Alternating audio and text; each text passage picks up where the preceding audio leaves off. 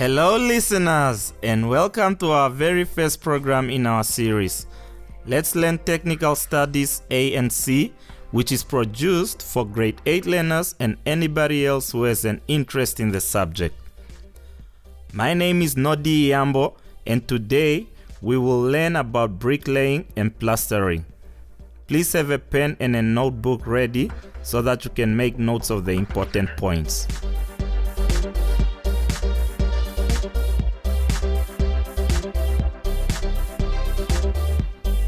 Just like any other industry, bricklaying and plastering is one of the oldest and popular trade in the building construction in Namibia, if not worldwide.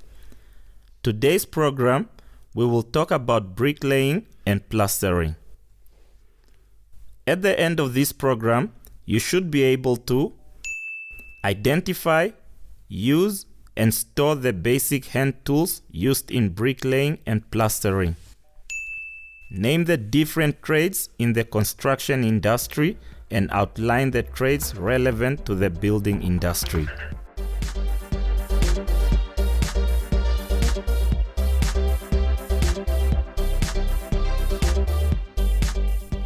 Paul, I saw something that looks like a spoon, used when people are building. My brother Paulus used it to put daga, a mixture of cement, sand, and water, on the stack of bricks. I watched him doing it and I was interested in how it became a structure. He also used a yellow aluminium ruler with water in the middle and one end. Apparently it makes the wall straight.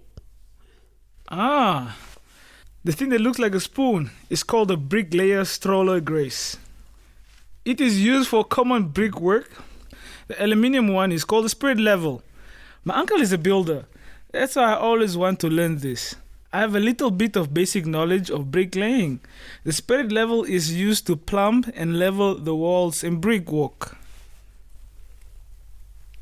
Wow, that's interesting. I can't wait for the lessons to start. There's just so much I want to learn about bricklaying. There are, however, a lot of tools that are in different shapes and have different uses. You're correct, Grace. Let's wait for Mr. Shango, then we can ask him more about the subject. The grade 8 technical studies A and C books have a lot of pictures of tools, their uses of storage and how to take care of them, and the groups they divided into, and so on. Good afternoon, class. Please be seated. What is going on there, Grace? Oh, so we were talking about tools before you walked in. I was wondering if there are different tools used in bricklaying and plastering. Okay, Grace, we didn't go into details about tools yet, but to answer your question, there are a lot of tools with different uses. The tools are divided into groups according to their uses. The group are as follows: bricklaying tools, measuring tools, plastering tools, cutting tools, and leveling tools or equipments. Bricklaying tools. Bricklayer's trowel is used for common brickwork. Pointing trowel for joint between bricks. A jointer for smoothing bed and perp joints. A brick hammer to tap the brick into a bed joint. Measuring tools. A gauge rod to level of brick, a mortar courses above the foundation. Heights of windows sills and door frames above the floor level. Tape measure to measure the lengths, the heights, and all that need to be measured. Steel square for measuring angles. Plastering tools. A plastering trowel is used to scoop up plasters, mortar, and spread it on the wall. Wooden and plastic float to ensure an even finish. Handwalk, holding and carrying plasters temporarily before it can be applied. Block brusher, moistening the plaster during the plastering process to finish the plaster and to gain the texture. Cutting tools. A comb hammer to trim the roughness on the walls and to cut the bricks. A club hammer. It is used with a cold chisel or blasters to make holes in the walls, trim concrete and cut bricks. A cold chisel for cutting brickwork and dress stones and concrete. A bolster. It is used together with a club hammer to cut bricks. Leveling tools. A spirit level. Leveling bricks blocks to check horizontal, vertical, and slab surfaces of the walls, transferring levels. And a water level to transfer levels from one point to another. Another straight edge to check the surfaces that are straight and also used for plastering. Very good, Paul and Grace. That's brilliant. To add on what you told the class, we have special tools or equipments as well that are not in this group of tools that Paul broke down for us, which are also very useful in our subject.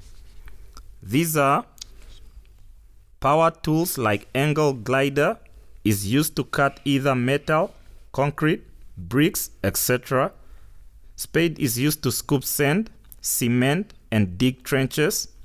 X-pick for digging trenches, and wheelbarrow to transport mortar, sand, concrete, and construction waste. Trestle and scaffolding to climb and put materials on when walking above ground level, and ladders for climbing to reach for working above ground level. Yes, Grace, your hand is up. Thank you, sir. I also want to know the trades in the construction industry. Okay, let me summarize. Trades and tradesmen or women within the building or construction industry. There are various job opportunities in this field. Some are listed below. Trade. We have bricklaying as a trade. Trade person, we refer to them as bricklayers, and their job description is: a bricklayer builds the walls and floors of structures by laying bricks in a specific pattern. We have another trade which is plastering. The trade person is known as a plaster, and the job description is: the job of a plaster includes fixing precast, cornice, moldings, and other plaster fittings. We have another trade in painting and decorating. The trade person is known as a painter, and their job description is: painters add the finishing touches to a building by applying paint, stains, and decorative coverings made of paper, vinyl, or fabric to walls and ceiling. We have another trade which is carpentry. The trade person is known as a carpenter, and their job description is: carpenters construct and repair the woodwork of a building while it's under construction. We have another trade in cabinet making. The trade person is known as a cabinet maker, and their job description is: a cabinet maker is someone who makes built-in cabinets and fine wood furniture to a customer's specifications. Another trade is plumbing. The trade person is known as a plumber, and their job description is: a plumber is responsible for the installation and repair of copper water pipes, sewerage system, and drainage of a building. Those pipes are referred to as plumbing. We have another trade which is tiling.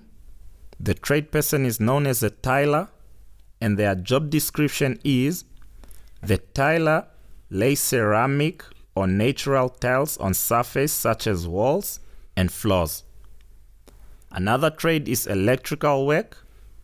Trade person is known as an electrician, and their job description is: the work of an electrician includes the proper installation of the initial electrical wiring in the ceilings, walls, and floor of buildings. And lastly, the trade that we have is steel fixing. The trade person is known as a steel fixer, and their job description is: a steel fixer is a tradesman who works with all types of steel during construction. He or she positions and secures steel reinforcement bars, and steel mesh used in reinforced concrete. This includes cutting, bending, and welding the steel components. Paul? Yes, sir. Can you please conclude for us? Will do, sir. Well, today I have learned the different types of tools and their uses, different groups of tools, and the different types of trades personnel in the building, construction industry, and their jobs. Am I right, sir? Yes, you are very, very right, Paul. Thank you. Pleasure, sir.